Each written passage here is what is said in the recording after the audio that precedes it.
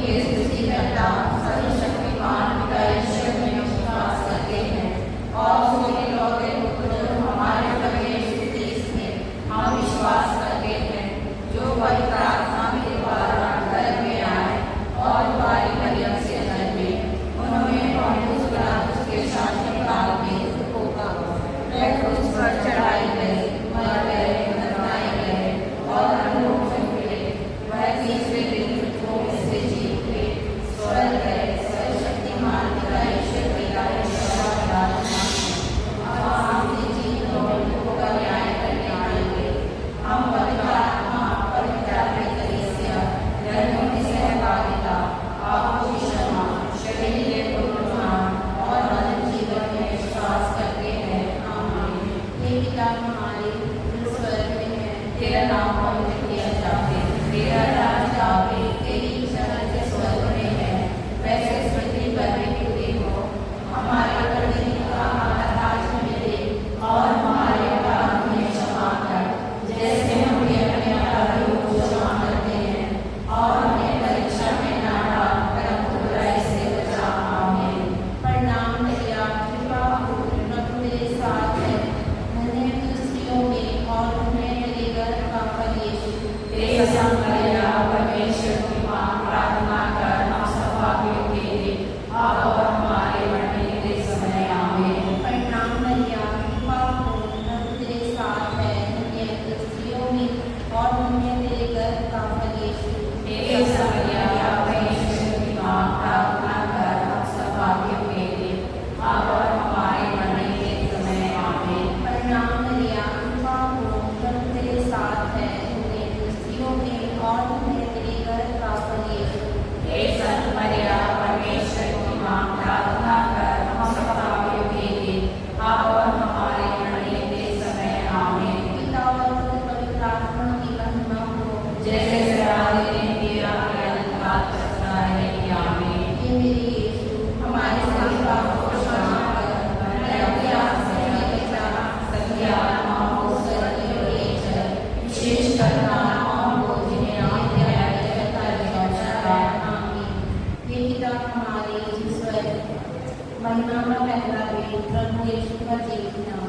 हे पिता हमारे जो स्वर्ग में है, तेरा नाम पवित्र किया जाए, तेरा राज्य आवे, तेरी इच्छा जैसे स्वर्ग में है वैसे पृथ्वी पर भी पूरी हो। हमारा प्रतिदिन का आहार आज हमें दे और हमारे अपराध हमें क्षमा कर, जैसे हम भी अपने अपराधियों को क्षमा करते हैं, और हमें परीक्षा में न डाल परंतु बुराई से बचा। आमीन। प्रणाम मैया, कृपा से पूर्ण, प्रभु तेरे साथ है, धन्य है तू स्त्रियों में और धन्य है तेरे गर्भ का फल यीशु। हे संत मरियम, परमेश्वर की माँ, प्रार्थना कर हम सब पापियों के लिए अब और हमारे मरने के समय। आमीन। प्रणाम मैया, कृपा से पूर्ण, प्रभु तेरे साथ है, धन्य है तू स्त्रियों में और धन्य है तेरे गर्भ का फल यीशु। हे संत मरियम, परमेश्वर की माँ, प्रार्थना कर हम सब पापियों के लिए अब और हमारे मरने के समय। आमीन। प्रणाम मैया, कृपा से पूर्ण, प्रभु तेरे साथ है, धन्य है तू स्त्रियों में और धन्य है तेरे गर्भ का फल यीशु। हे संत मरियम, परमेश्वर की माँ, प्रार्थना कर हम सब पापियों के लिए अब और हमारे मरने के समय। आमीन। प्रणाम मैया, कृपा से पूर्ण, प्रभु तेरे साथ है, धन्य है तू स्त्रियों में और धन्य है तेरे गर्भ का फल यीशु। हे संत मरियम, परमेश्वर की माँ, प्रार्थना कर हम सब पापियों के लिए अब और हमारे मरने के समय। आमीन। प्रणाम मैया, कृपा से पूर्ण, प्रभु तेरे साथ है, धन्य है तू स्त्रियों में और धन्य है तेरे गर्भ का फल यीशु।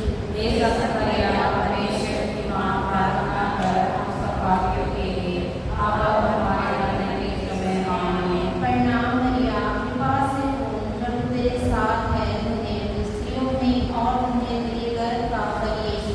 हे संत मरियम, परमेश्वर की माँ, प्रार्थना कर हम सब पापियों के लिए अब और हमारे मरने के समय। आमीन। प्रणाम मैया, कृपा से पूर्ण, प्रभु तेरे साथ है, धन्य है तू स्त्रियों में और धन्य है तेरे गर्भ का फल यीशु। हे संत मरियम, परमेश्वर की माँ, प्रार्थना कर हम सब पापियों के लिए अब और हमारे मरने के समय। आमीन। प्रणाम मैया, कृपा से पूर्ण, प्रभु तेरे साथ है, धन्य है तू स्त्रियों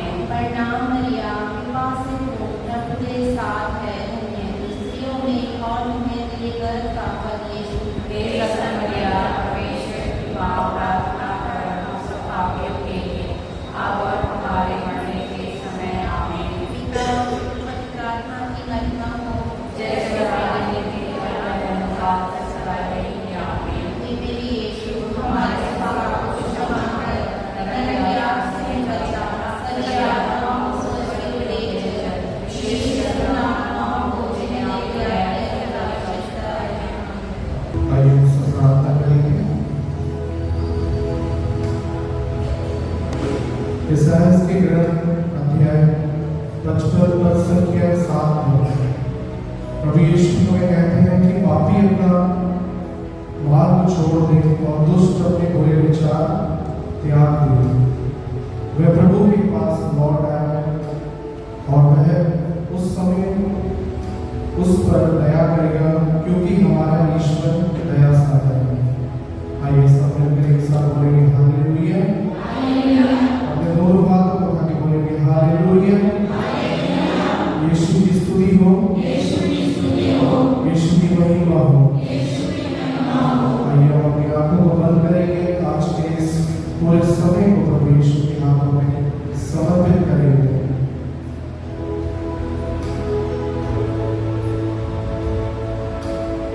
प्रभु यीशु को हमारे जन को आज आपके हाथ में समर्पित करते हैं, आपसे प्रार्थना करते हैं कि यहाँ पे हर एक जन को तेरी आशीष प्राप्त हो। यीशु मसीह तेरे नाम को अपने दिल में, अपने परिवार में, अपने सब कुछ को लेके जाओ। तेरी इच्छा को पूरा कर सके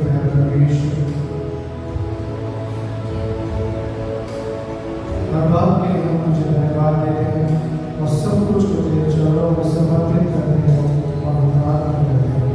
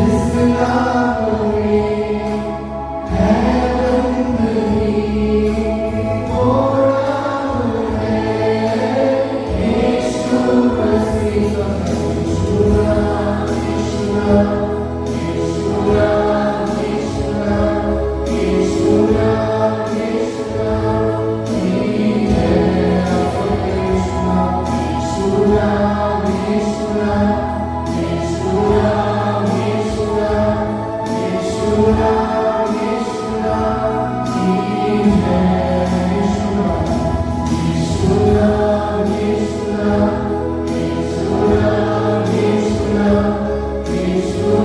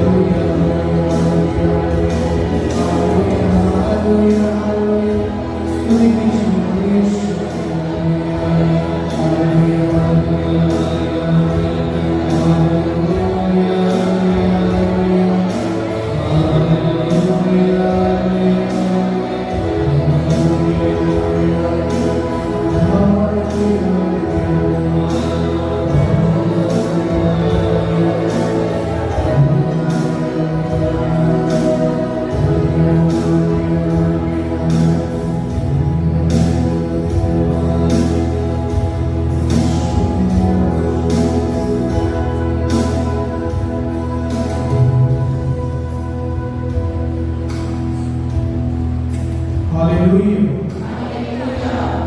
यीशु की स्तुति हो, यीशु की महिमा हो, यीशु की आराधना हो। Hallelujah, hallelujah, hallelujah, hallelujah. तो हम अच्छे से बोल सकते हैं, अपने पूरा मुंह खोल के बोल सकते हैं, ठीक है। हमारे यहाँ पे जो भाई हैं और जो हमारे यहाँ पे बहने हैं, यहाँ के बोलेंगे आगे, यहाँ पे क्या बोलेंगे? बोलेंगे, क्योंकि थोड़ी कमी है, ऐसा लग रहा है मुझे। Hallelujah, hallelujah. हाथों उठा के बोलेंगे हालेलुया, हालेलुया। हम जीवित हैं तो हम उस प्रभु के लिए वो एनर्जी दे सकते हैं, वो ताकत दे सकते हैं, बोल सकते हैं हालेलुया। तो यहाँ पे पहले बोलेंगे, सेकंड यहाँ बोलेंगे। Okay, start. आपको दुनिया बोलना है, ठीक है। आपको क्या बोलना है और कितना लंबा आप बोल सकते हैं वो देखते हैं, ठीक है। प्रभु यीशु के लिए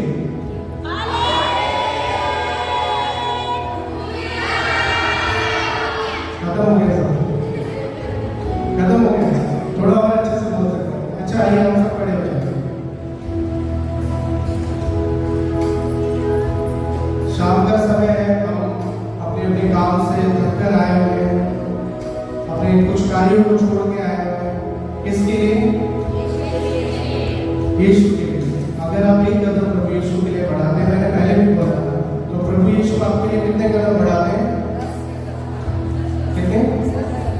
10 कदम। आप उसकी गिनती नहीं कर सकते, कभी नहीं कर सकते, क्योंकि प्रभु यीशु क्या है? अवर्णित है, जिसका कोई अंत नहीं है। कोई है ऐसा दुनिया में है जिसका कोई अंत नहीं है? ऐसा आपने कभी सुना है इस पूरे ब्रह्मांड में, इस पूरे विश्व में, कि हमारे यीशु मसीह क्या हुए? जीवित हुए। किससे? मृत्यु से। कोई मर के जीवित है? अगर आपने कहीं पहले कोई कहानी सुनी है तो वो सिर्फ कहानी है, पर अगर आप आज जीवित सच में देख रहे हैं उस प्रभु को, आप यहाँ दे सकते हैं उसके स्वरूप में। हालेलुया। तो इससे बड़ी बात नहीं हो सकती कि कितना चमत्कार आपके जीवन में और आपके परिवार में होने वाला है। ये विश्वास करते हैं आप? आपको करना पड़ेगा, क्योंकि जब आप यहाँ पे हैं, उस प्रभु यीशु का नाम जब हम लोग गा रहे थे, यीशु नाम, यीशु नाम, वो ऐसे ही नहीं गाया। उस नाम में ही सब कुछ है, उस नाम में ही सब कुछ आपके जीवन का सार है, आपको जीवन है, सब कुछ उसी में है। अगर आप विश्वास करते हैं, हाथ उठा के बोलेंगे हालेलुया, हालेलुया, हालेलुया, हालेलुया। ठीक है, एक होमवर्क मैं आप लोगों को दे रहा हूँ जो आपको डेली करना है। बाइबल सबके पास है? लेकर आए? कितने जन लेकर आए? और बाकी सब कोई नेक्स्ट टाइम। Hallelujah, hallelujah. आप इसमें ये याद रखेंगे, श्लोक 91 बहुत फेमस है, बोलते हैं ना फेमस, फेमस मतलब समझते हैं। हाँ, साम 91। आप इसे रोज पढ़िए, जब भी आप कहीं बाहर निकलते हैं, जाते हैं, आते हैं, आप इसे रोज पढ़िए। आपके जीवन में हर दिन चमत्कार होगा। क्या होगा? Hallelujah, hallelujah, hallelujah, hallelujah. Yeshu की स्तुति हो, यीशु की महिमा हो। आप सब मेरे साथ प्रभु की स्तुति महिमा करने के लिए तैयार हैं? गीत गाएंगे, अच्छे से गाएंगे, मुंह खोल के गाना है, ठीक है। अच्छा, फर्स्ट एक्सरसाइज हम लोग अभी पहले करेंगे। अपने दोनों हाथों को उठाएंगे, अपनी आंख की बात कीजिए और अपने शरीर को पूरा ढीला छोड़ देंगे, और आपके सिर्फ मुंह से उस प्रभु की स्तुति होनी चाहिए। आप बार बार दोहराएंगे। क्या होगा?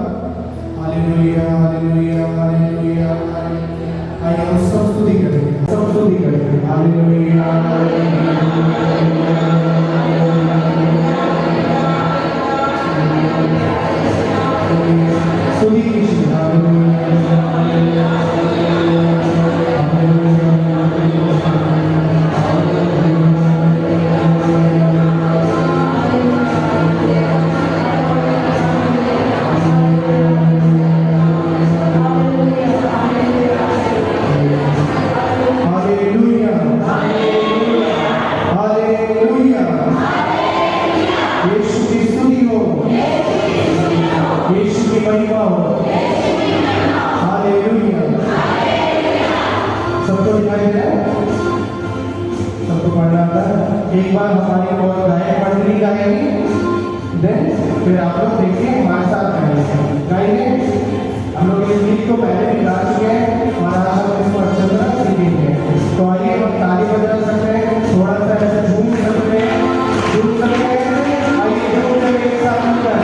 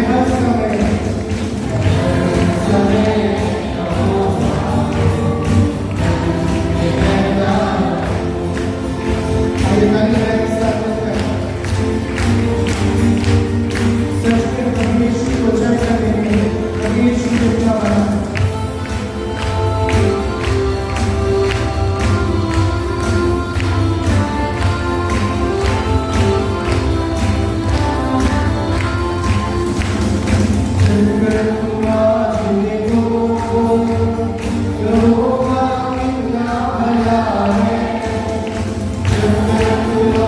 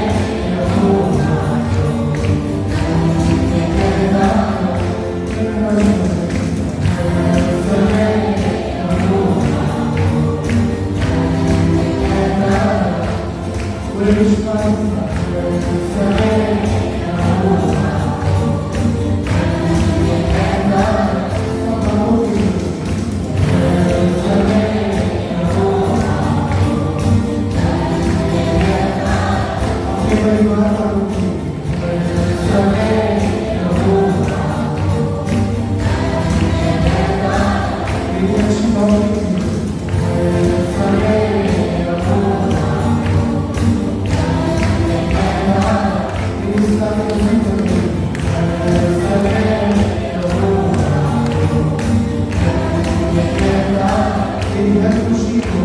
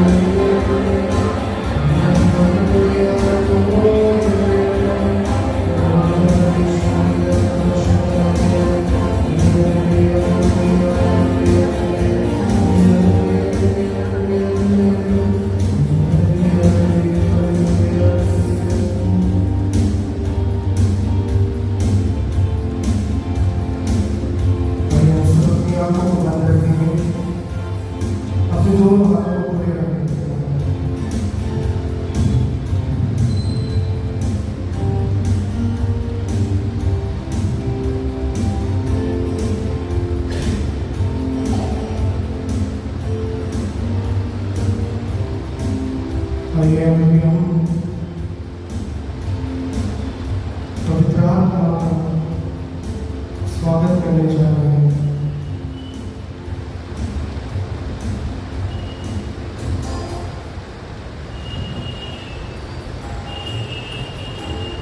हम सब आज पवित्र आत्मा को मांगे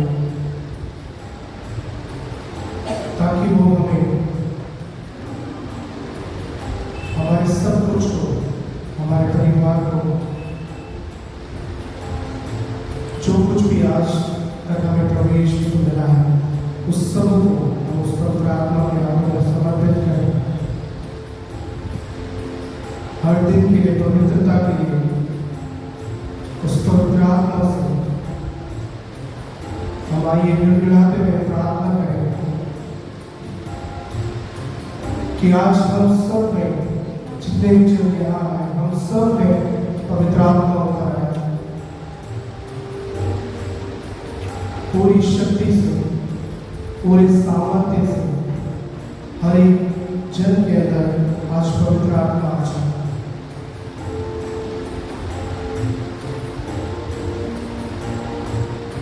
आइए हम प्रार्थना करें उस पवित्र आत्मा से कि मुझे फिर से नया बना दे।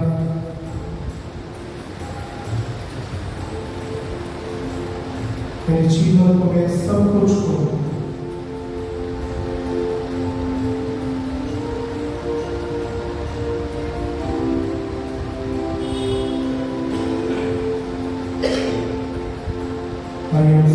प्रार्थना करेंगे इस गीत के द्वारा। पवित्र आत्मा हम सबके बीच में बुलाएंगे।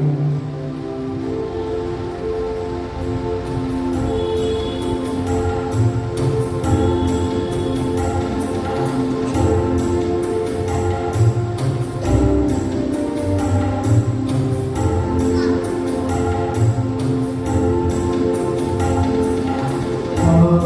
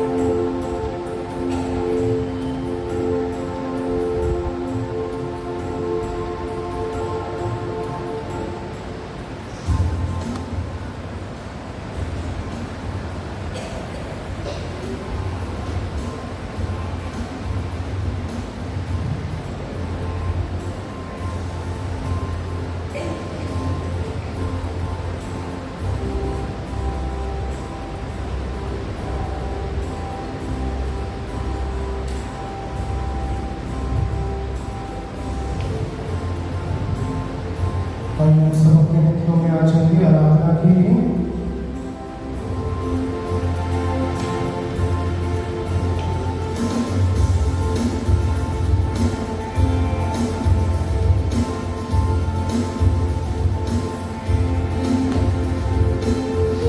देखिए हमारे बीच प्रभु यीशु उपस्थित है।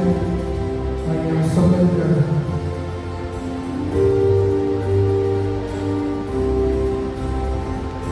हम सब मिलकर प्रभु यीशु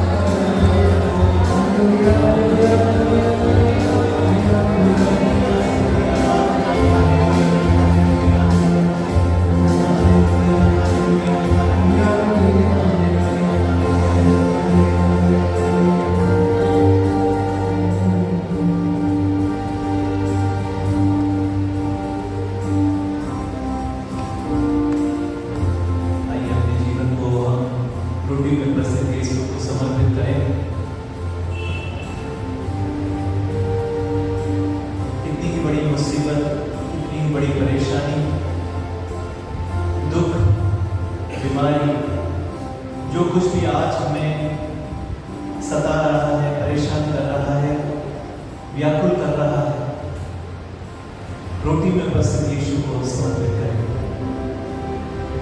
जीवित यीशु यहाँ उपस्थित है। यीशु ने कहा, स्वर्ग से उतरा हुआ रोटी मैं हूं, जो मुझ में विश्वास करता है वो कभी भूखा नहीं रहेगा, जो मेरी आज्ञाओं को मानता है उसे कभी प्यास नहीं लगेगी।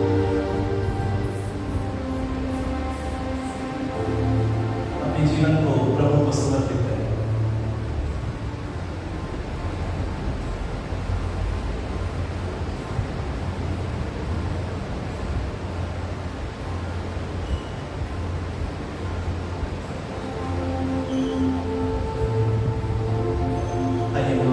प्रार्थना करें।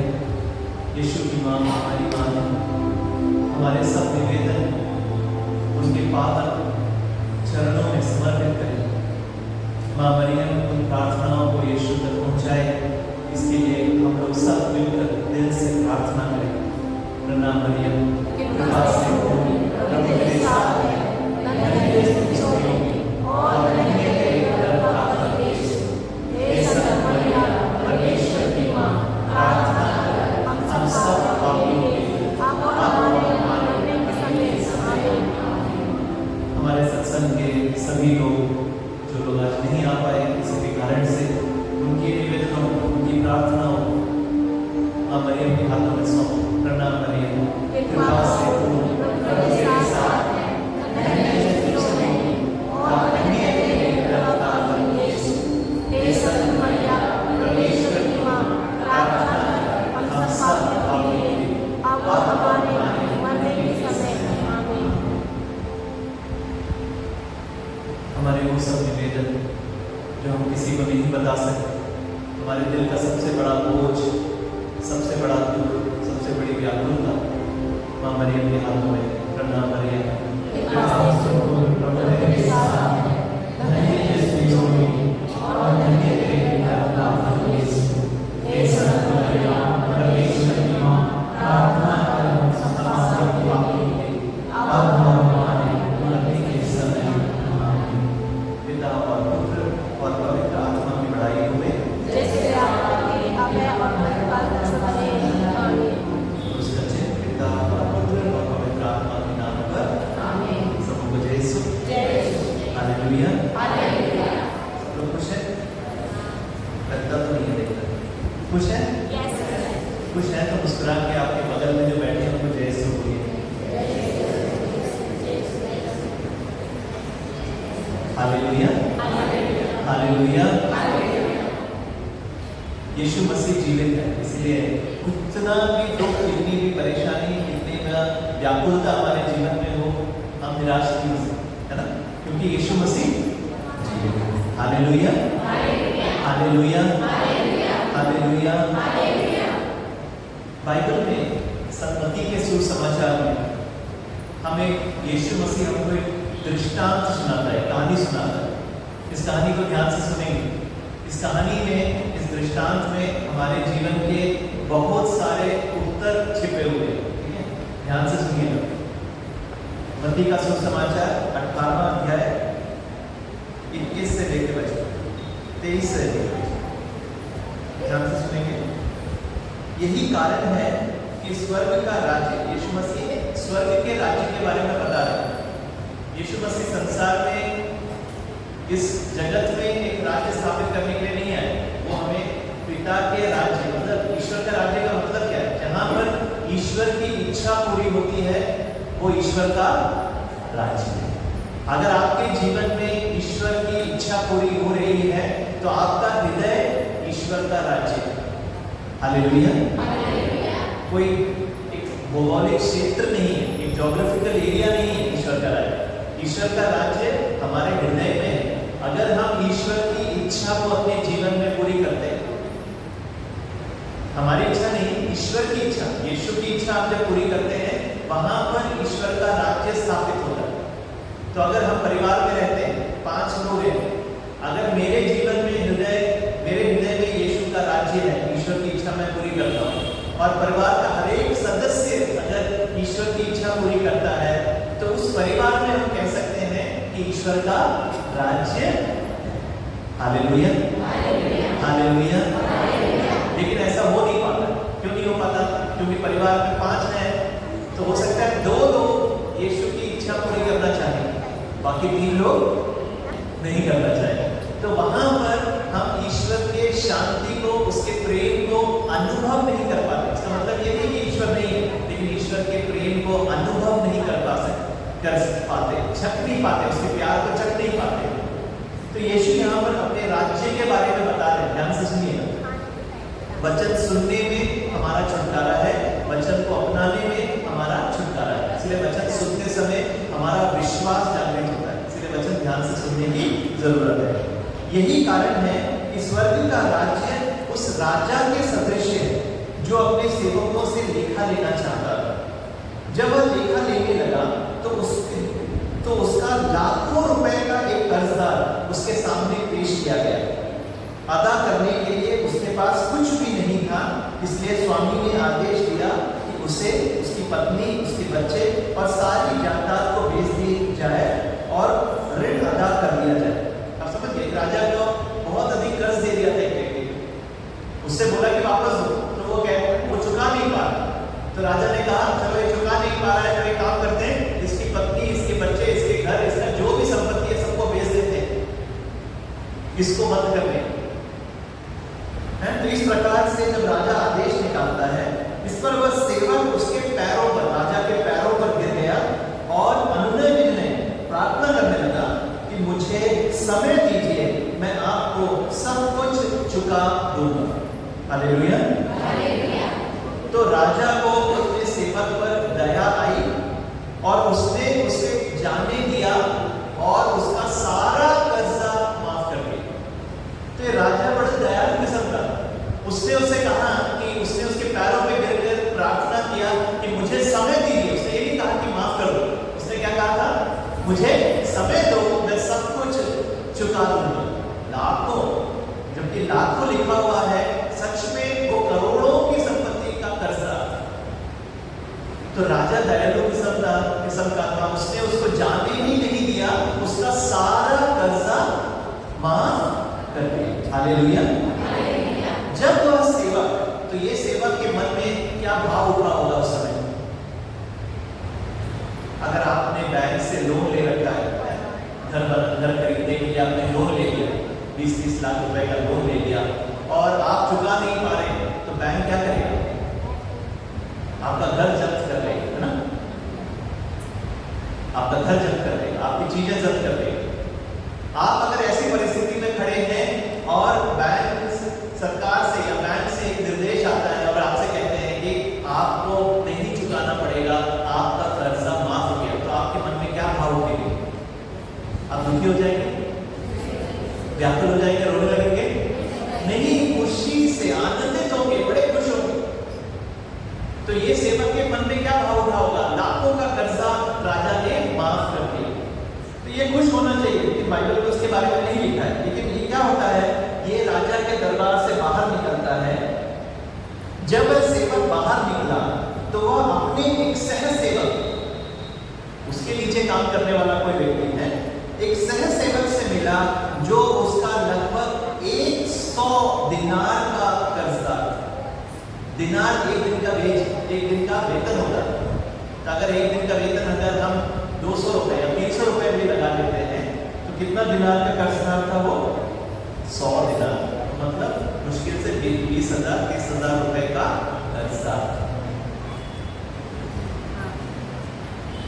उसने उसे पकड़ लिया, उसका गला घोट कर कहा, अपना कर्ज चुका। कैसे मांगा? शराफत से नहीं मांगा। कैसे मांगा? गला पकड़ लिया उसने।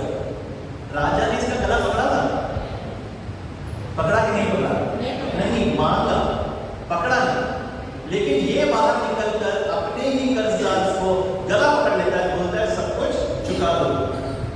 सह सेवक उसके पैरों पर गिर पड़ा और ये कहते हुए अनुनय विनय करता रहा, प्रार्थना करता मुझे समय दीजिए, मैं आपका सब कुछ चुका दूंगा। ये लाइन हमने पहले सुनी थी। किसने बोला था?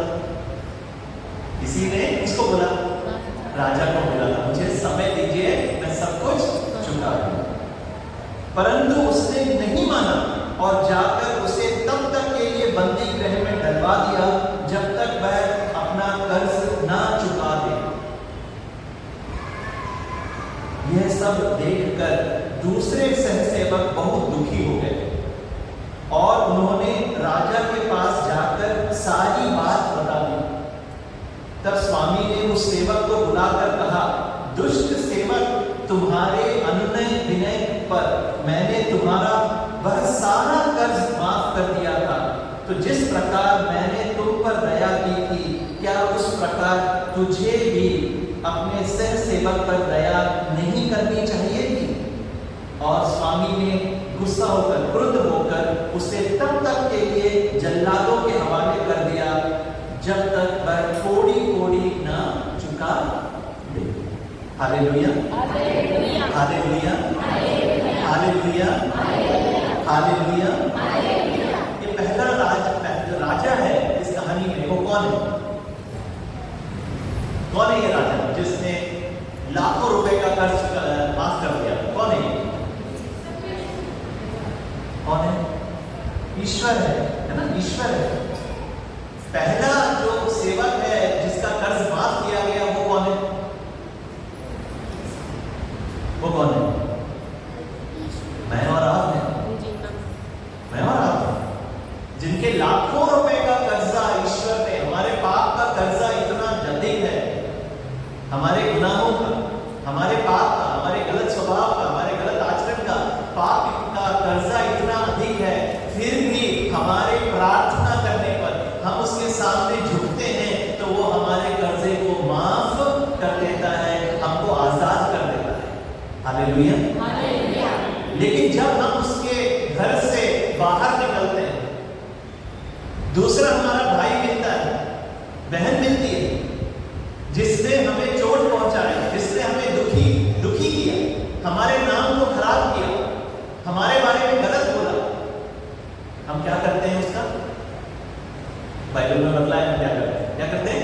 हम उसका सीधे गला पकड़ लेते हैं, बोलते हैं चुकाओ वापस, मेरा नाम तुमने खराब किया, ठीक करो, मेरे बारे में गलत बोला, ठीक बोलो। हम उसका गला दबाते हैं। वो बोलता है समय दे दो, समय दे दो, मैं सब कुछ ठीक कर दूंगा। हम कहते नहीं छोड़ूंगा। ये देखकर हमारे आस पड़ोस में जो लोग हैं वो किसके पास शिकायत करेंगे? इस ईश्वर से बोलेंगे, देखो इस भाई को, इसको तूने ईश्वर इतनी बरकत दी, इतनी आशीष दी, इतनी कृपाएं दी, लेकिन ये कितना कृतज्ञ नहीं है, इतना इसके अंदर कृतज्ञता नहीं, थोड़ी भी नहीं। तो क्या होता है? स्वामी वो जो क्षमा उसने पाई थी, वो उसी क्षण वो राजा, वो प्रभु वापस ले लेता है। उसी क्षण में हम उसको खो देते हैं। भाई बहनों, ये समझने की बात है। हम संसद में आते हैं, वचन सुनते हैं, हमारे जीवन में आशीष आती है, कृपाएं मिलती है, अच्छाइयां होती है, हमें चंगाई मिलती है, बीमारियों से आजादी मिलती है, दुष्ट आत्माओं से छुटकारा मिलता है, हम आते हैं, अनुभव करते हैं। लेकिन हम पाते हैं कि कुछ समय बाद वो व्यक्ति की परिस्थिति और खराब हो गई। शायद ये कारण इसमें छुपा हुआ है। हमें जो दया दिखाई गई, हम पर जो करुणा की गई, वही करुणा हमने अपने घर पर, अपने पड़ोस में, हम जहां काम करते हैं वहां दिखाने की जरूरत है। Hallelujah, hallelujah, hallelujah. ये बहुत जरूरी है। हम इस बात को नहीं समझेंगे। हम सोचते हैं हम ईश्वर के पास आए, हमने प्रार्थना किया, हम सत्संग में गए, हमने स्तुति आराधना किया, हमने कुछ चढ़ावे में चढ़ा दिया, तो हमारे जीवन में बरकत आनी चाहिए, आती है, लेकिन हम उसको ठुकरा देते हैं। कैसे? क्योंकि जब हमें जो आशीष मिली है, उस आशीष को हम दूसरों के साथ बांटने के लिए तैयार नहीं होते। हमें जिस प्रकार से दया दिखाई गई, उस प्रकार से जब हम दया नहीं दिखाते, और ये कोई बहुत बड़ा दुश्मन नहीं होगा, या आपके घर में कोई लोग होंगे जिन्हें आपने क्षमा नहीं दिया, उसने कुछ कह दिया, उसने कुछ कर दिया, उसने कुछ बोल दिया, उस बात को हमने गांठ बांधकर अपने हृदय में रख लिया। बोलते हैं मर जाएंगे लेकिन छोड़ोगे नहीं। Hallelujah, hallelujah. बोलते हैं ना, मर जाऊंगी, बोलूंगी नहीं, तूने मेरे साथ ऐसे कैसे कर दिया, मुझे कैसे ऐसे बोल दिया। गांठ बांध लेते हैं हृदय में, क्या हो रहा है वहां पर? ईश्वर हार रहा है। कौन जीत रहा है? शैतान जीत रहा है। हमने ईश्वर के राज्य को अपने हृदय से उखाड़ कर फेंक दिया। हमने वहां पर शैतान से कहा है कि आ जा मेरे हृदय में राज कर, क्योंकि बदला लेना उसका स्वभाव है। दया दिखाना, क्षमा देना ईश्वर का स्वभाव है। वो हमें अपना संतान बुलाता है, वो हमें बेटा और बेटी कहकर पुकारता है। उस ईश्वर के पास जब हम आते हैं, हमारे जीवन में बरकत ईश्वर ने दिया, बहुत आशीष दी, लेकिन हमने उस झोली में डाल दिया जिसमें छेद था। वो छेद से वो आशीषें सब गिर गई, हमने खो दिया सब कुछ। और हम कहते हैं कि ईश्वर प्रार्थना नहीं सुनता, ईश्वर हमारे पुकारों को नहीं सुनता, ईश्वर हम जो कहते हैं, हम मांगते हैं, लेकिन ईश्वर नहीं दे रहा है। लेकिन अपने हृदय को जरा टटोल के देखें भाई बहन, क्या हमारे हृदय में किसी के प्रति मनमुटाव है, नफरत है, गुस्सा है? कारण कुछ भी हो सकता है। जमीन के बंटवारे में हमें थोड़ा सा कम मिल गया, उसकी प्रशंसा की गई, मेरी प्रशंसा नहीं की गई। कारण कुछ भी हो सकता है, कारण आप बता सकते हैं, लेकिन हमसे ईश्वर मांगता है, मैंने तुम पर करुणा दिखाई, तुम अपने भाई, अपने बहन, अपने परिवार, अपने जीवन साथी, अपने बच्चे, अपने माता पिता, अपने भाई बहनों को तुमने वही करुणा दिखाई। Hallelujah, hallelujah, hallelujah, hallelujah. वो जो सेवक था, जिसके लाखों का कर्ज था, उसको क्या दंड दिया गया? राजा ने उसको पकड़कर किसके हाथ कर दिया? जल्लादों के हाथ कर दिया। बोलिए किसके हाथ कर दिया? जल्लादों के। जल्लाद कौन है? हम लोगों को बोलते हैं जल्लाद है, वो जल्लाद नहीं है जो फांसी वगैरह देते हैं। जल्लाद वो है जो मारने के लिए बुला जाता है।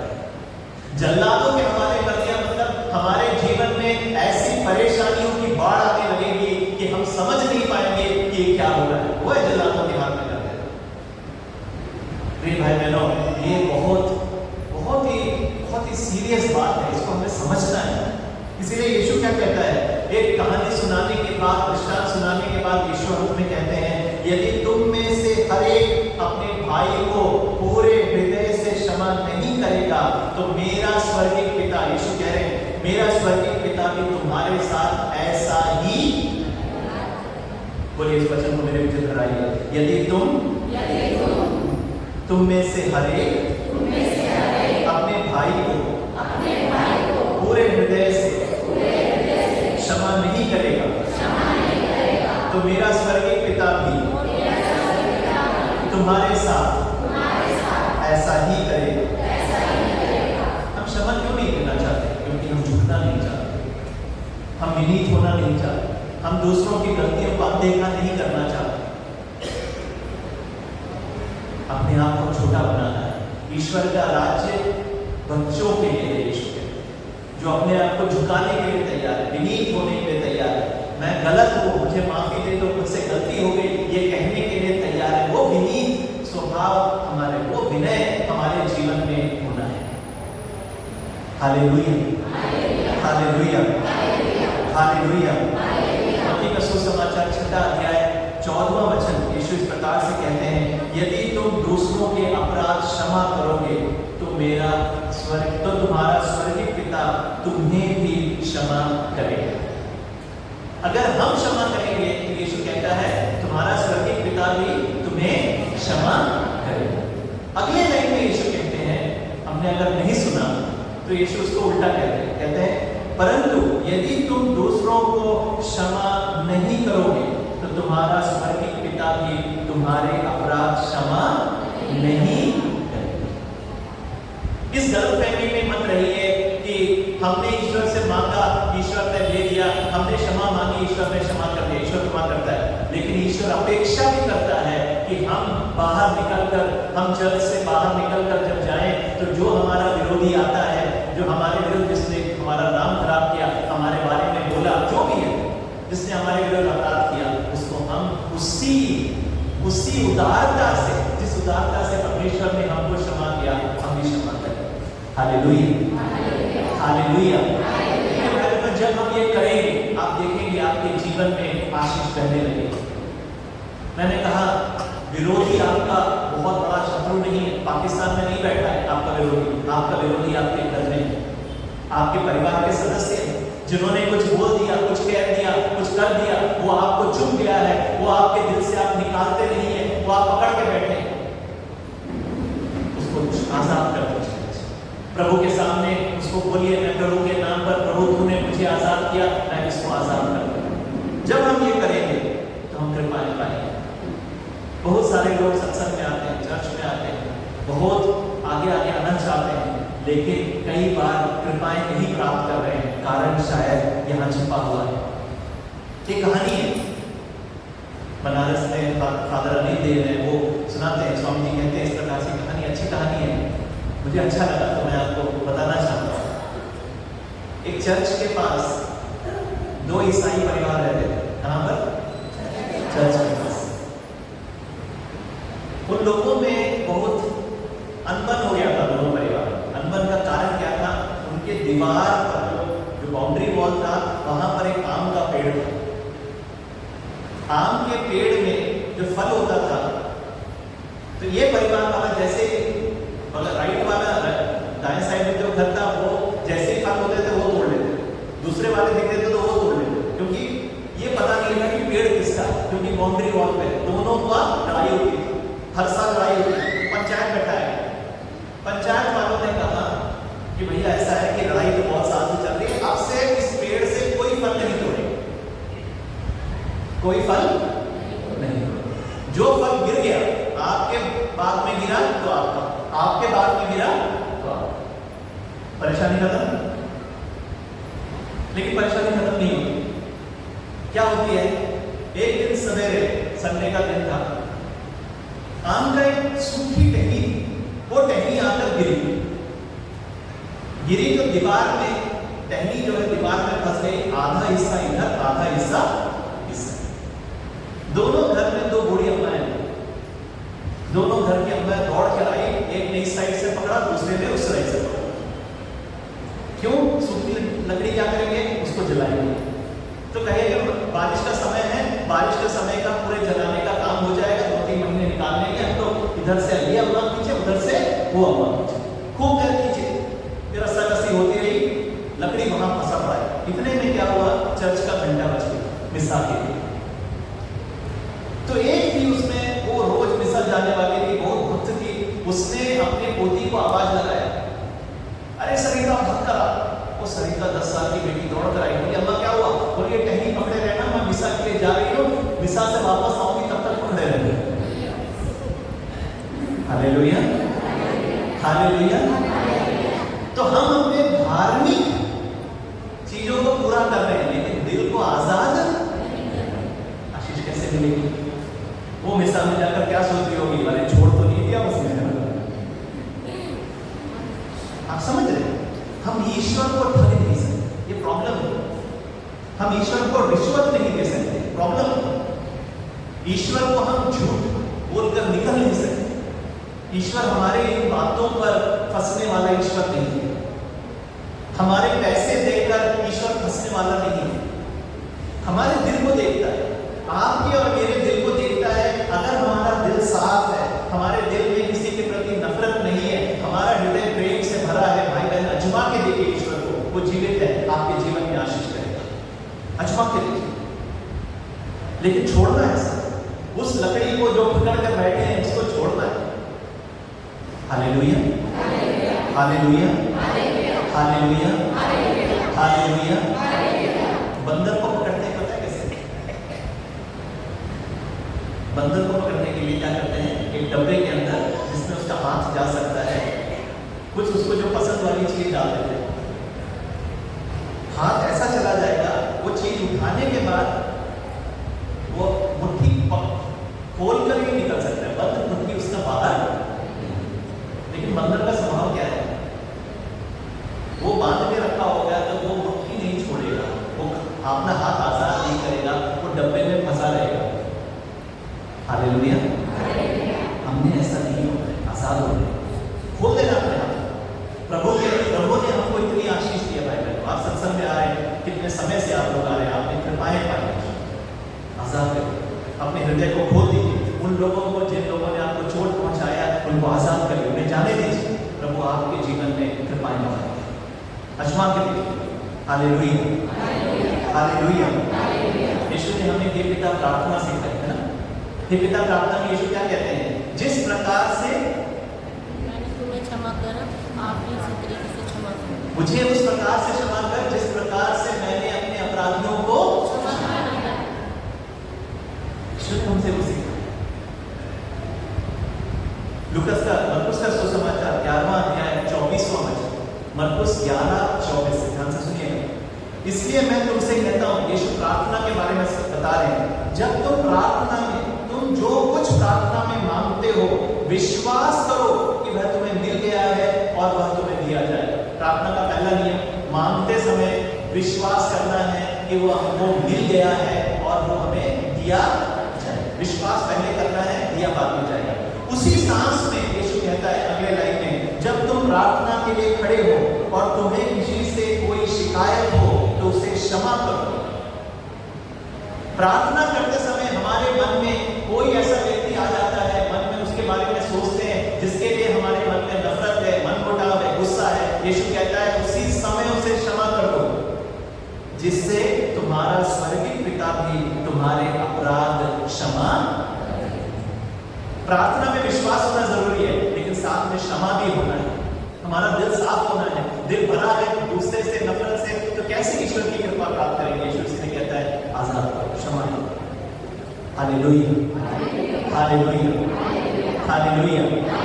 यीशु की स्तुति हो, यीशु की महिमा हो। प्रार्थना एक फॉर्मूला नहीं है कि आपने बटन दबाया और ईश्वर की आशीष आने लगी। नहीं, आपने ये सब किया, आप 5 सत्संग में आ गए, आपको आशीष मिली, ऐसा नहीं होता है। अपने हृदय को आप खोल दीजिए, प्रभु के सामने रख दीजिए, प्रभु के सामने विनीत बन जाइए। प्रभु आपके जीवन में, आपके परिवार में आशीष करेगा।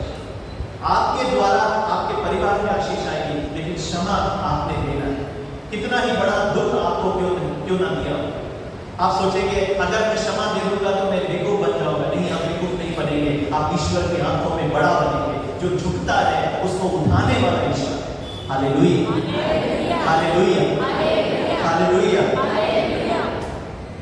इज़िया नबी के वचन ग्रंथ में, परमेश्वर पुराने नियम में इज़िया नबी का ग्रंथ पहला अध्याय 15वां वचन, इज़िया नबी का ग्रंथ पहला अध्याय 15वां वचन। यीशु हमें सचेत करता है, ईश्वर हमें सचेत करता है। जब तुम अपने हाथ फैलाते हो तो मैं तुम्हारी ओर से आंख फेर लेता हूं।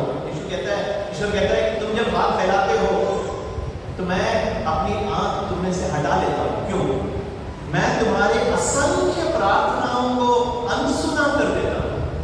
अरे बाबा, हमने असंख्य प्रार्थनाएं की है, परमेश्वर कह रहा है, लेकिन मैं उसको अनसुना कर रहा हूं। क्यों? क्योंकि तुम्हारे हाथ रक्त से रंगे हुए। हालेलुया।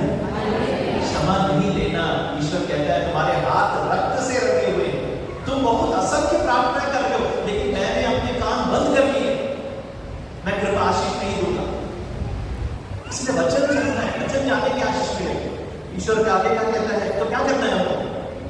ये नहीं कि दरवाजे बंद हो गए। ईश्वर हमें बताता है रास्ता। स्नान करो। स्नान करो मतलब जाके बनाना नहीं है। अपनी आत्मा का स्नान करो, अपने को शुद्ध करो, शुद्ध हो जाओ।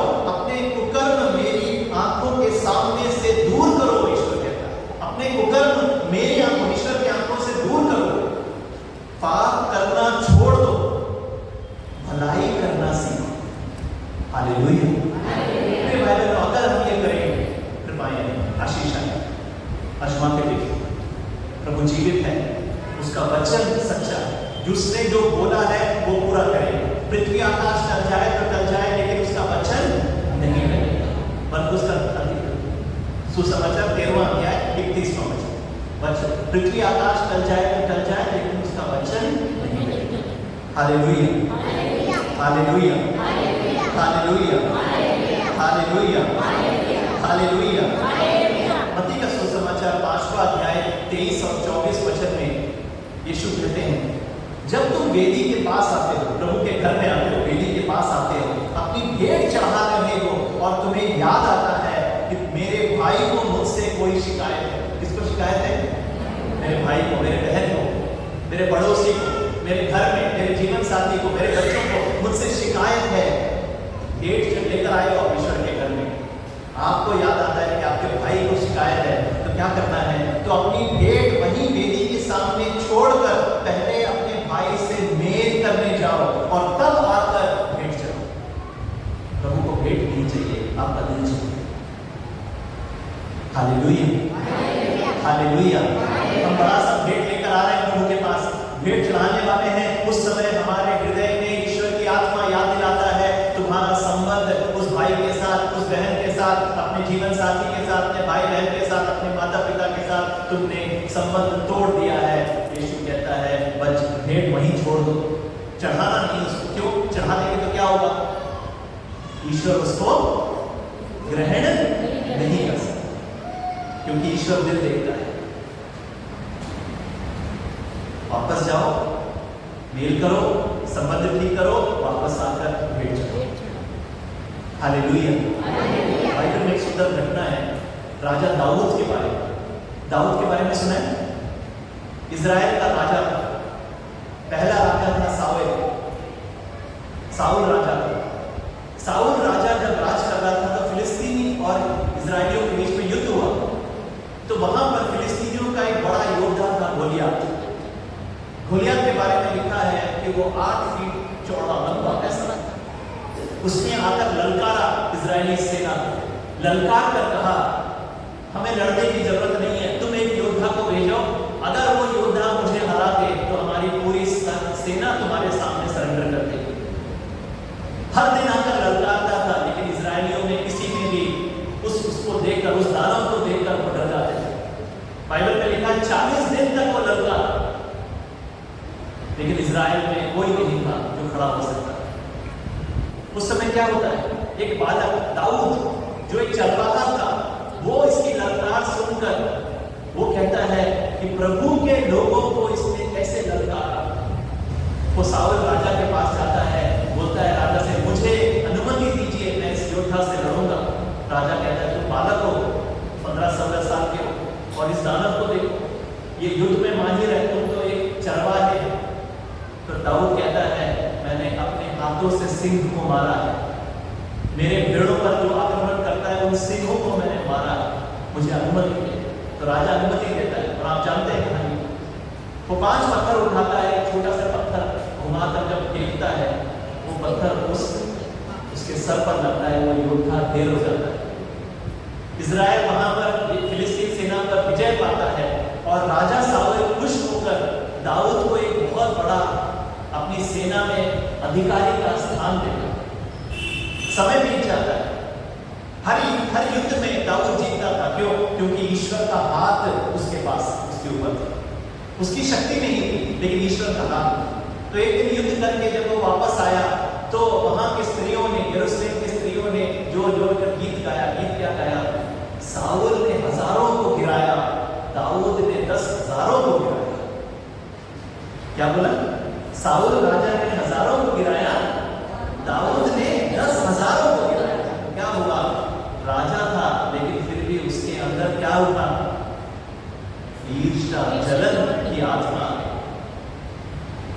उसने कहा कि ये मेरा राज्य ले लेगा मुझसे, दाऊद के बालक मुझसे ले लेगा, ये युवा है, ये ले लेगा मुझसे। तब उस दिन से साउल उसके विरुद्ध हो गया, उसको मारने के लिए उसको दौड़ाने लगा। दाऊद अपने दोस्तों के साथ भागने लगा राजा से। राजा दौड़ा रहा, सोचिए वो कहाँ जाएगा? वो भाग गया, देश से भाग गया, राजा उसके पीछा कर रहा है। कई दिन हो गए। एक दिन दाऊद एक गुफे में छुपा हुआ है अपने दोस्तों के साथ, और देखिए साउल राजा को शौच जाना था, वो कहाँ घुस के आता है? उसी गुफे के अंदर घुसकर आता है। साउल को नहीं पता कि दाऊद इसमें छुपा हुआ है। तो दाऊद के साथी बोलते हैं तुम्हारा समय आ गया, देखो ईश्वर ने उसे तुम्हारे हाथ में दिया है, पीछे से वार करो, उसको यहीं घेर करो। दाऊद क्या करता है? सामुएल का पहला ग्रंथ 24वें अध्याय में आप जाकर पढ़िए, बहुत सुंदर भाग है। सामुएल का पहला ग्रंथ 24वां अध्याय। दाऊद अपने दोस्तों को कहता है नहीं, ये ईश्वर का अभिषेक है, मैं इस पर हाथ नहीं उठा सकता, मैं इस पर हाथ नहीं उठा सकता। आप सोचिए, दाऊद बालक है लेकिन उसका हृदय जो है वो सही है। उसके सामने उसका शत्रु बैठा है, उसको मार सकता था, लेकिन कहता है ईश्वर का अभिषेक है, ईश्वर ने इसका अभिषेक किया है। इसका मन आज खराब है लेकिन इसको अभिषेक ईश्वर ने किया है, उस अभिषेक को मैं आदर करता हूं, मैं इस पर हाथ नहीं उठा सकता। बड़ी बड़ी गहरी चीज, इसको समझना है। लेकिन दाऊद एक काम करता है, वो अपने तलवार से उसका जो लबादा होता है, जो उसने ओढ़नी बोली हुई थी साउल ने, उसका एक हिस्सा काट लेता है। साउल को कुछ नहीं पता, वो अपना काम करके बाहर जब निकलता है, दाऊद गुफे से बाहर निकलता है और बोलता है, हे मेरे पिता, मेरे साउल, साउल मेरे पिता, ईश्वर ने मुझे आपको मेरे हाथों में दे दिया था, लेकिन ईश्वर ने मुझे आपको मारने नहीं दिया। और आपको ये ओढ़नी का वो जो हिस्सा उसने काट लिया, तो उसको दिखाता है, देखो आपका चादर का हिस्सा मेरे पास है, मैं आपको मार सकता था लेकिन ईश्वर ने मुझे मारने नहीं दिया। Hallelujah, hallelujah. उस समय साउल कुछ कहता है, बहुत सुंदर है, आप सुनेंगे वचन में से, सामुएल का पहला ग्रंथ 24वां अध्याय 17वां वचन। जब दाऊद साउल के ये सब बात कह चुका था, तब साउल ने कहा, साउल का हृदय पिघल जाता है। देखो, क्षमा जब हम करते हैं हमारे विरोधी का हृदय पिघल जाता है, उसका हृदय पिघल गया। दाऊद बेटा, क्या ये तुम्हारी आवाज है? इसके बाद साउल फूट फूट कर रोने लगा। क्या हुआ? वो राजा जो उसको मारना चाहता था, इस क्षमा के कारण उसने उसको क्षमा दिया, उसको नहीं मारा। ये देखकर उसको गुस्सा नहीं आता है, वो फूट फूट कर रोने लगता है। ईश्वर की आत्मा काम कर रही है उसको। और वो दाऊद से बोला, न्याय तुम्हारे पक्ष में है, तुमने मेरे साथ भलाई और मैंने तुम्हारे साथ बुराई की है। तुमने आज इसका प्रमाण दिया कि तुम मेरी भलाई चाहते हो। प्रभु ने मुझे तुम्हारे हवाले कर दिया था और तुमने मुझे नहीं मारा। जब शत्रु वश में आ गया हो तो कौन उसे यूं ही जाने देता है? तुमने आज मेरे साथ जो भलाई की है, प्रभु तुमको उसका बदला चुकाएगा। अब मैं जान गया हूं कि तुम अवश्य राजा बन जाओगे और तुम्हारा राजकाल में इज़राइल फलेगा फूलेगा। जो उसको मारना चाहता था, उस समय वो राजा खड़े होकर रोता है, पहले पश्चाताप अपने हृदय में उसको होता है। उसके बाद वो दाऊद को क्या करता है? आशीष, तुम फलोगे फूलोगे, तुम एक दिन इज़राइल का राजा बनोगे और तुम ही नहीं, इज़राइल फलेगा फूलेगा। और इतिहास गवाह है। क्या होता है? साउल की मृत्यु के बाद दाऊद राजा बनता है। 1 या 2 साल के लिए नहीं, 40 साल तक वो इज़राइल का राजा बना रहता है। अब देखिए, उसने क्षमा दिया। अगर उसने मार दिया होता तो भी शायद वो राजा बन जाता, लेकिन ईश्वर का हाथ और कृपा उसके ऊपर। उसने ईश्वर की मंजूषा को यरूशलेम लेकर आया, यरूशलेम का शहर उसने स्थापित किया। ईश्वर ने 40 साल, एक पीढ़ी है बाइबल में, 40 साल, एक पीढ़ी भर उसको शासन करने दिया। ये है प्रभु क्षमा। आप जब दोगे तो लोग कहेंगे क्या बेवकूफी, उसके दोस्तों ने कहा होगा क्या बेवकूफी किया, तुम्हारे हाथ में वो आ गया। लेकिन दाऊद ने ईश्वर की इच्छा पूरी और क्या हुआ उसका फलस्वरूप? ईश्वर ने उसको ऐसा बरकत दिया जो मनुष्य कभी अपने ताकत से नहीं दे सकता। Hallelujah, hallelujah. ये हमारे लिए सीख है।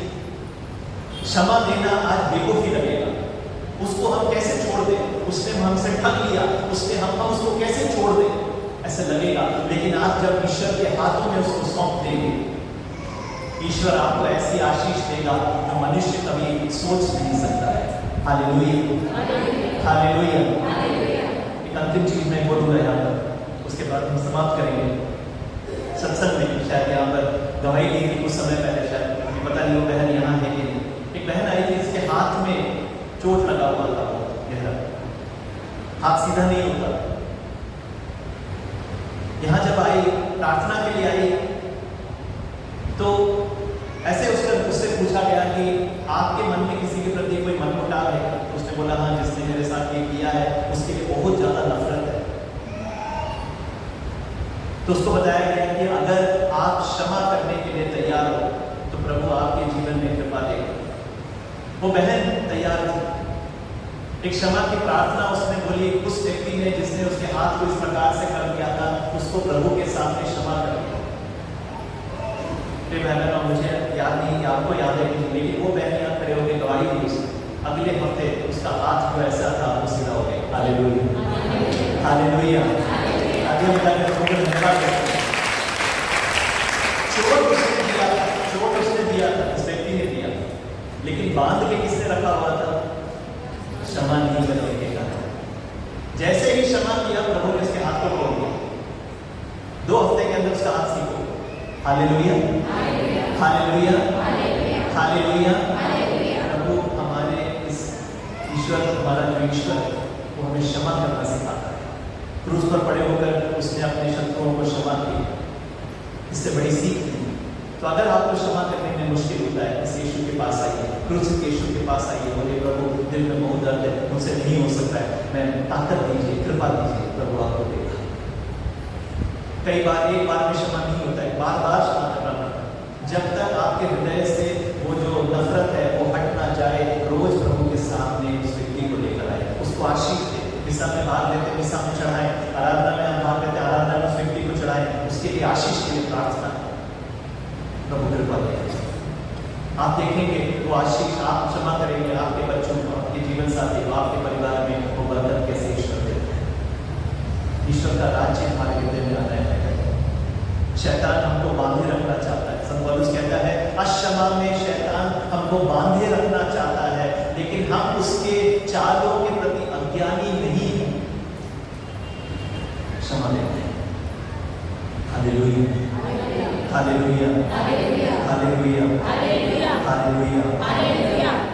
अंतिम वचन यीशु कहते हैं, लूकास का सुसमाचार 6 अध्याय 36वां वचन, अपने स्वर्गीय पिता जैसे दयालु बनो, दोष न लगाओ और तुम पर भी दोष नहीं लगाया जाएगा। किसी के विरुद्ध निर्णय ना दो और तुम्हारे विरुद्ध भी निर्णय नहीं दिया जाएगा। क्षमा करो और तुम्हें भी क्षमा मिल जाएगी। दो और तुम्हें दिया जाएगा। दबा दबा कर, हिला हिला कर भरी हुई, ऊपर उठी हुई पूरी की पूरी नाप तुम्हारे गोद में डाल दी जाएगी, क्योंकि जिस नाप से तुम नापते हो उसी से तुम्हारे लिए भी नापा जाएगा। आइए मां मरियम से प्रार्थना करें। प्रणाम मरियम, कृपा से पूर्ण, प्रभु तेरे साथ, धन्य है तू स्त्रियों में और धन्य है तेरे गर्भ का फल यीशु। हे संत मरिया, परमेश्वर की मां, प्रार्थना कर हम सब पापियों के लिए, अब और हमारे मरने के समय। आमीन। पिता और पुत्र और पवित्र नाम पर। आमीन। मुझे यीशु जय यीशु। अभी हम गवाहियों को सुनेंगे और प्रभु का महिमा करेंगे। Hallelujah, hallelujah, hallelujah, hallelujah. फिर से जोर से ताली बजाकर हम गवाही का समय है। अगर आपके पिछले दिनों में प्रभु ने आपके जीवन में कुछ किया है, आपने प्रभु की उपस्थिति को, प्रभु की आशीष को अपने जीवन में महसूस किया है, तो सबके साथ बांटने का समय है। कुछ समय है हमारे पास, आप इस समय इधर आ जाएंगे मेरे साइड में आके प्रभु की महिमा के लिए। जब हम प्रभु को महिमा देते हैं तो आशीष और मजबूत हो जाती है। बोलो मजबूत हो जाती है, बोलो आशीष मजबूत हो जाती है।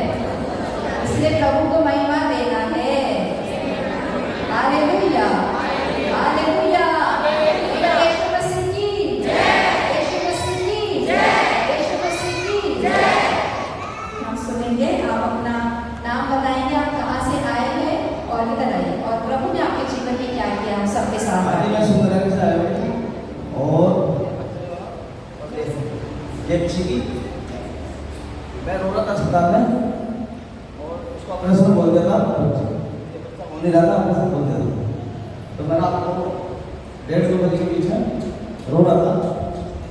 मैंने बिल्कुल पैसे नहीं है, आपको कुछ भी नहीं है, हम क्या कर सकते हैं। मैंने प्रार्थना करी, डॉक्टर ने कहा नॉर्मल बच्चा और ये आरोप हो गया।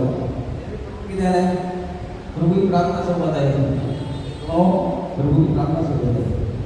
बोले ये किसी की बच्चे मेरे प्रभु की प्रार्थना से और जब मैं चर्च भी नहीं आता था, मारता था अपने हृदय में, अपने मन में मारता था। मैं सोचता था कि मैं चर्च में जाऊँ, मगर प्रभु ने मेरे को नहीं बुलाया। तो मैं प्रार्थना करता था घर पे भी, और जब सोचता था यहाँ पे रिक्शा चला दो, बैटरी रिक्शा, तो मैं सोचता था मैं चर्च में कैसे जाऊँ।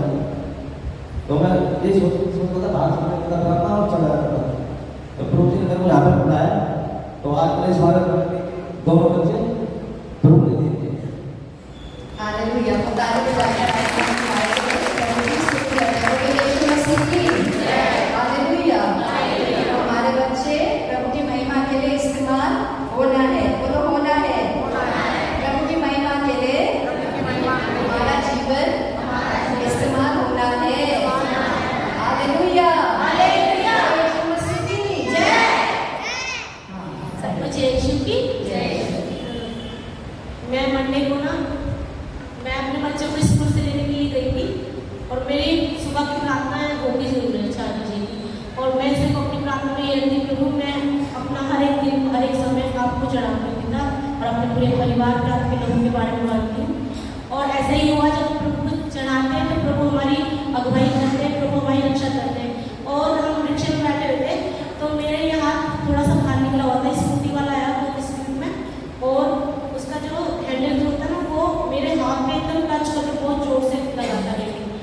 लगते ही लेकिन मुझे चोट नहीं लगी। मैं परमेश्वर का बहुत बड़ा धन्यवाद करती हूँ। और पर तो इसमें आवाज आई थी हाथ की, लेकिन मेरे हाथ को कुछ नहीं हो गया। हालेलुया। प्रभु का धन्यवाद करेंगे। बोलो यीशु मसीह की। अपने बहन के चेहरे में आनंद देखा कि नहीं? आप सब कौन देता है आनंद? कौन देता है आनंद हमें? हालेलुया। लोग यहाँ पर आनंद का कुंड है, चर्च के अंदर आनंद का कुंड है। हालेलुया। हालेलुया। संसार में आनंद नहीं दे सकते जो आनंद प्रभु से मिलता है, सच्चा आनंद जो प्रभु से मिलता है। हालेलुया। आस वाले से बोले कि आप आनंद का कुंड है। हालेलुया। बोले यीशु मसीह की जय। आप सभी को जनाब शिवानी है। मैं पिछले बुधवार को आई थी तो मैं बहुत ज़्यादा परेशान थी। तो मेरी घर की पर्सनली लाइफ में बहुत ज़्यादा परेशानी हुई थी। मुझे ऐसा लग रहा था कि कोई भी नहीं है, बस परमेश्वर नजर आ रहे थे। तो मुझे ऐसा लगा कि सब छोड़ के चले गए। तो मेरे घर में भी बहुत ज़्यादा परेशानी थी। मैंने परमेश्वर से प्रार्थना करी, यहाँ पर प्यार की प्रार्थना की थी। और मुझे मम्मी का सपना भी आया था, तो मुझे मम्मी की भी फिर बहुत याद आने लगी थी। तो मैं परमेश्वर से ये प्रार्थना करी थी कि बस मेरे घर में जो भी दिक्कत परेशानी हुई है या दूसरों की वजह से हमारे घर में जो भी परेशानी मेरे शैतान ने कुछ भी कराया था, परमेश्वर से मैंने रो के प्रार्थना करी कि सब ठीक हो जाए। परमेश्वर हमारे घर में जो भी दिक्कत परेशानी है ना वो सब कुछ मैंने पिता के हाथों में सौंपा, और अब जाके थोड़ा ठीक हो गया है। परमेश्वर को धन्यवाद करती हूँ कि मेरे घर में सुख शांति है। ईश्वर को धन्यवाद।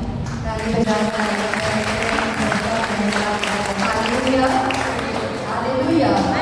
हालेलुया। आप सब लोग करोगे इस बुधवार की जो प्रार्थना है, आप लोग कोशिश करेंगे कि आप इसको मिस नहीं करें। हर बुधवार को आकर प्रभु को आराधना चढ़ाना है। बोलो आराधना चढ़ाना है। हालेलुया। हालेलुया। और हम गवाही सुनेंगे, उसके बाद आगे बढ़ते हैं। जैसे मैंने मेरी मैडम को बोला मेरे पाँव पर बहुत जख्म हो रहा, बहुत तेज जख्म हो रहा मेरे पाँव में। मेरी मैडम ने परसों देखा तो सांप तो हमेशा खत्म हुई।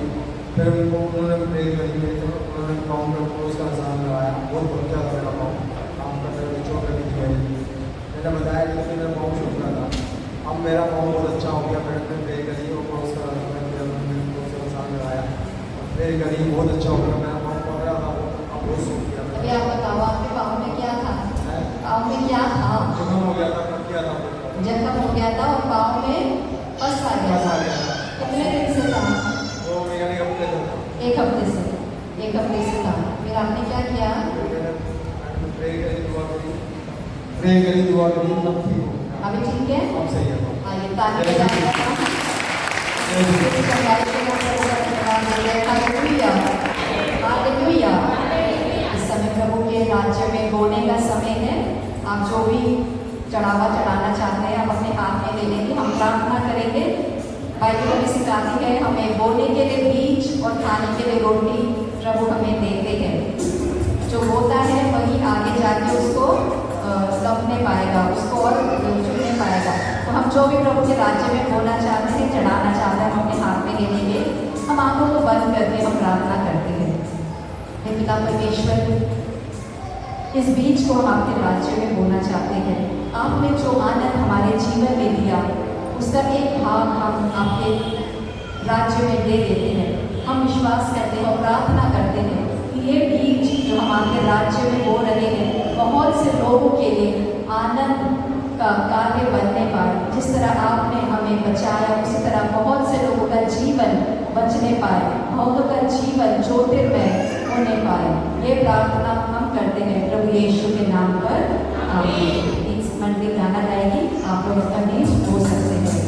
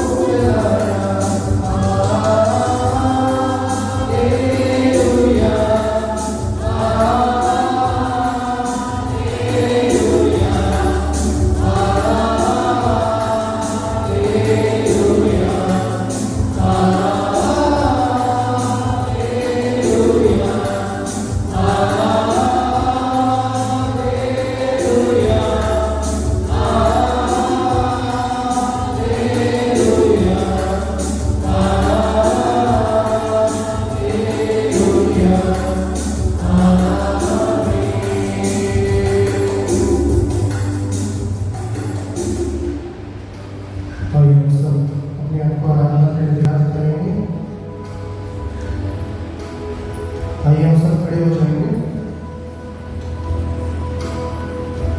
अब हम विशेष प्रार्थना करेंगे अपनी चंगाई के लिए। वो महान ईश्वर हमारे सामने उपस्थित है। मैं आप लोगों से निवेदन करता हूँ कि आप थोड़ा वेदी के सामने आ जाइए और कुछ क्षण खड़े होकर उस प्रभु यीशु के सामने अपने सभी प्रार्थनाओं को रखेंगे। और हम विश्वास करते हैं कि आज हमें प्रभु, हम जिस चीज के लिए हम प्रभु से मांगते हैं वो प्रभु हमें देगा। आइए हम सब थोड़ा थोड़ा आगे आ जाएंगे, आगे आ जाइए, प्रभु के सामने आ जाइए सब लोग। हम आगे प्रार्थना करेंगे, चंगाई के लिए प्रार्थना करेंगे, विशेष प्रार्थना करेंगे। हम संपूर्ण मन से समर्पित करेंगे और अपना पूरा ध्यान उस प्रभु यीशु की ओर लगाएंगे। देखिए प्रभु यीशु की ओर देखिए। आइए सामने आ जाइए। कुछ क्षण जो घुटनों में आ सकते हैं वो घुटनों में आ जाइए, और जो खड़े हो सकते हैं खड़े होकर हम अपनी सभी प्रार्थनाओं को हम प्रभु यीशु के सामने रखेंगे। पहला पत्रस 2:24 में कह रहा है, उसी के मार खाने से हम सब चंगे हुए हैं। उसने हमारे लिए कोड़े खाकर अपना लहू बहाकर हमें चंगाई दिया है। अब जो हमारे जीवन में जितनी भी बीमारियां हैं, जितने भी पाप हैं, बुराइयां हैं, सब कुछ को प्रभु यीशु के हाथों में समर्पित करेंगे। हम विशेष प्रार्थना करने जा रहे हैं आज अपने। हम जानते हैं कि हमारी क्या प्रार्थना है प्रभु यीशु के सामने। विश्वास कीजिए कि आज हम चंगे होंगे, हमारी प्रार्थना सुनी जाएगी, हमारा विश्वास बढ़ेगा उस प्रभु यीशु की ओर। आइए हम सब जीवित प्रभु यीशु की ओर देखें।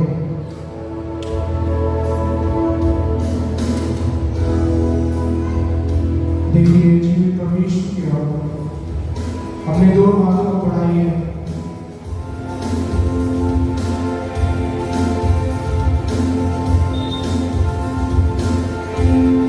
आइए हमारी शांति के लिए उस पर डांटा पड़े, उसके कोड़े खाने से हम चंगे हो गए।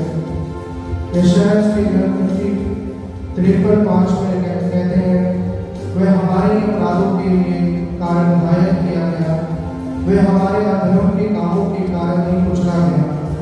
हमारी शांति के लिए उस पर डालना पड़े, उसकी कोड़े खाने से हम चंगे हो गए। हालेलुया। सब लोग मिलकर बोलेंगे हालेलुया, हालेलुया, हालेलुया।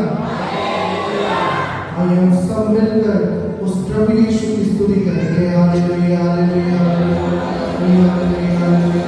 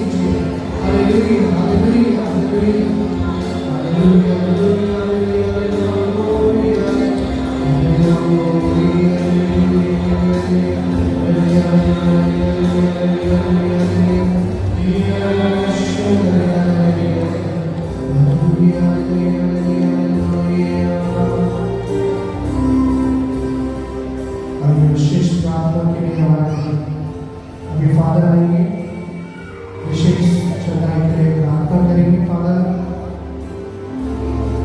आइए हम अपनी आंखों को बंद रखें और पूर्ण रूप से अपने आप को प्रभु यीशु के हाथों में समर्पित कर दें।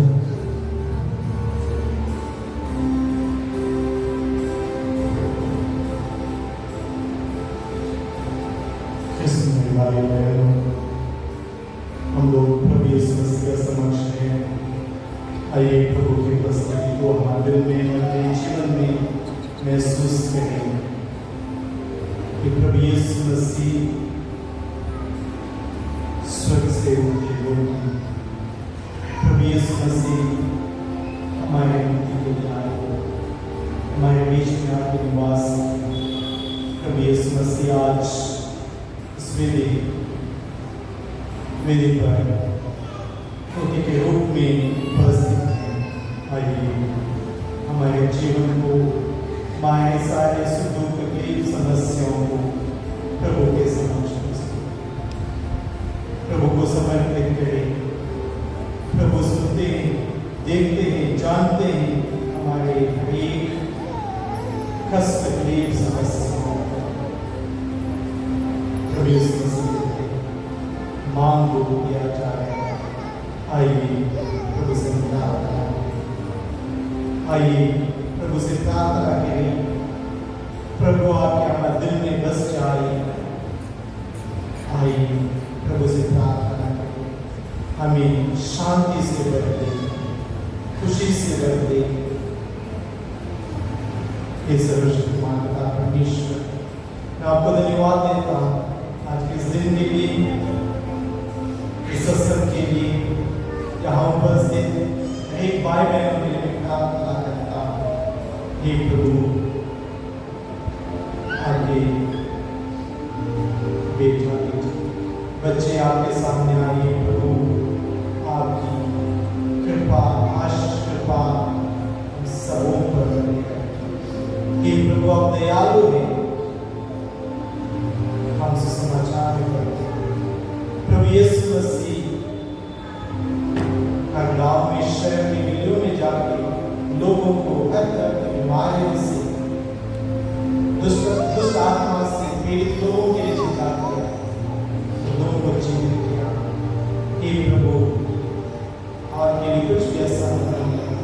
आज ये प्रभु इस विश्वास से हम प्रार्थना करते हैं, हमारे भाई बहनों के लिए प्रार्थना करते हैं। प्रभु आपके सामने आइए, आपके सामने आशीष मांगने के लिए हम सबों पर, यहाँ उपस्थित सबों पर, हमारे कल्याण पर, हमारे देश पर, सबों पर